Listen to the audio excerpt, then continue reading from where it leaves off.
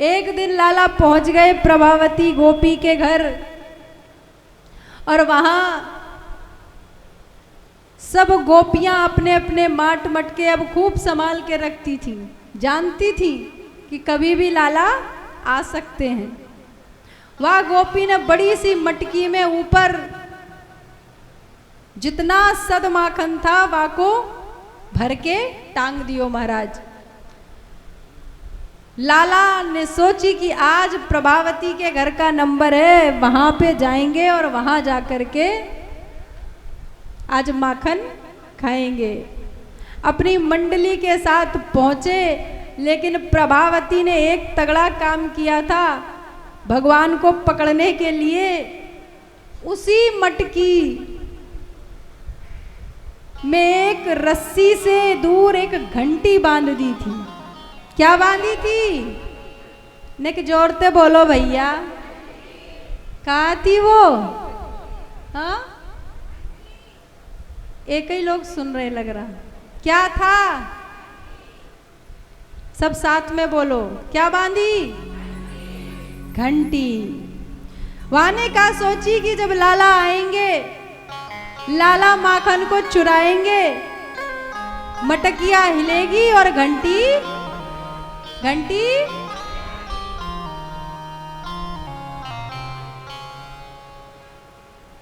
सखी ने तो पूरी चतुराई दिखा दी, लेकिन लाला तो चौराग्र गणे हैं, ब्रज में प्रसिद्ध हैं कि बड़े इनसे बड़ा चोर न देखा न सुना है।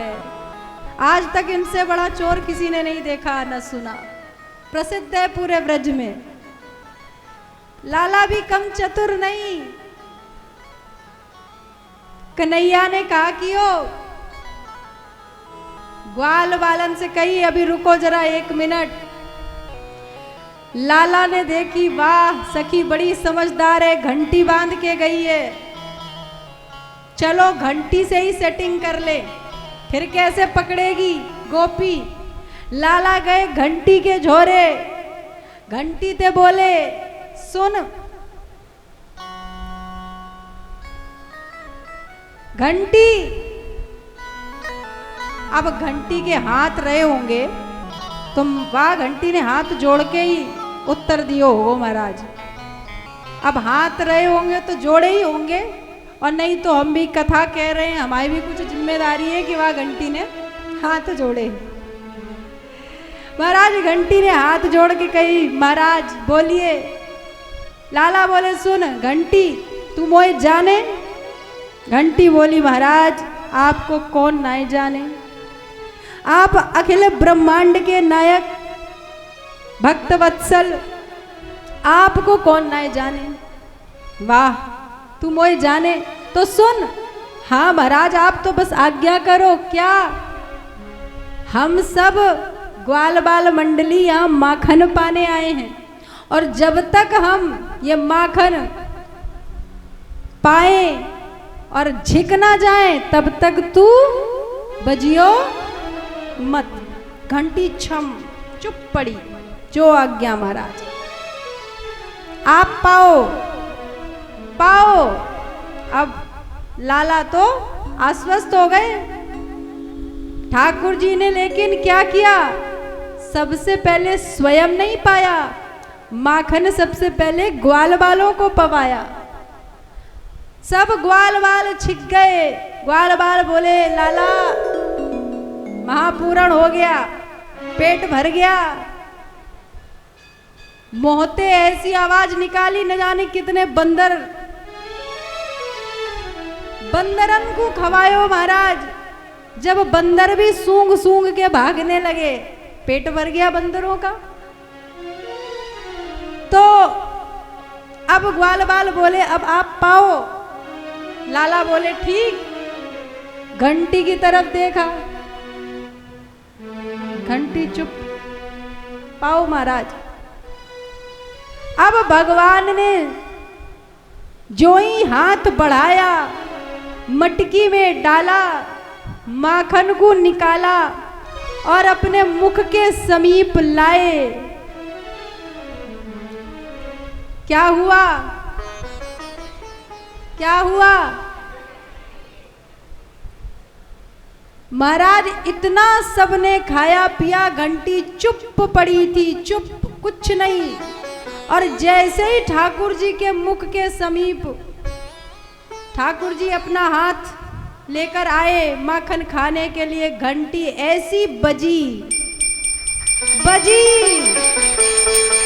बजती गई और गोपी दौड़ी दौड़ी आई, बज रही है घंटी। गोपी दौड़ी दौड़ी, अरे लाला आए गयो, भीतर ही है। घंटी की आवाज सुन के गोपी भीतर आ गई और सारे ग्वाल बाल तो भाग गए। लाला तब तक जब तक समझ पाते, गोपी ने हाथ पकड़ लिया। अब सब ग्वाल बाल भाग गए। गोपी ने कहा कोई बात नहीं, जब चोरन को सरदार ही हाथ आ जाए तो फिर क्या,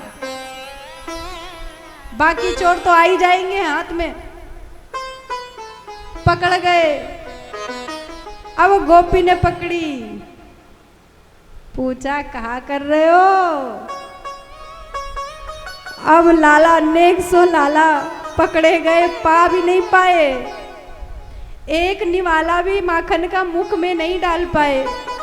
बोले गोपी नेक देर रुक जा, बस नेक देर।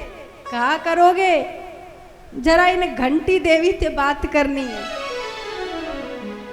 घंटी देवी थे, हाँ नेक तू रुक। भगवान फिर से गए घंटी के जोरे। तू कौन है? घंटी से पूछ रहे तू कौन है? घंटी बोल रही मैं ना तुच्छ घंटी। अब अपने को बड़ा तुच्छ उच्छ बता रही है, और मैं कौन हूं? अरे आप तो परात्पर पर ब्रह्म अखिल ब्रह्मांड के नायक भक्त वत्सल। बड़ी उपमा दे रही है। मैंने तोते कहा कही थी। घंटी बोली आपने कहा था कि बजियो मत। अरे तो याद है कि मैंने कही कि बजियो मत। हाँ, और फिर भी तू। तो घंटी बोली महाराज बात तो सुनो। क्या? अरे सुनो तो। देखो ग्वाल बालों ने पाया मैं बजी। बोले नाय बजी। आपने बंदरन को पवायो मैं बजी। बोले नाय बजी। यही तो मैं तोते कह रहे हूं।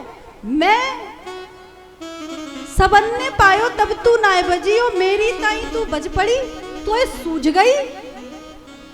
मेरे पाने के समय तुझे क्या सूझी? काय बज गई।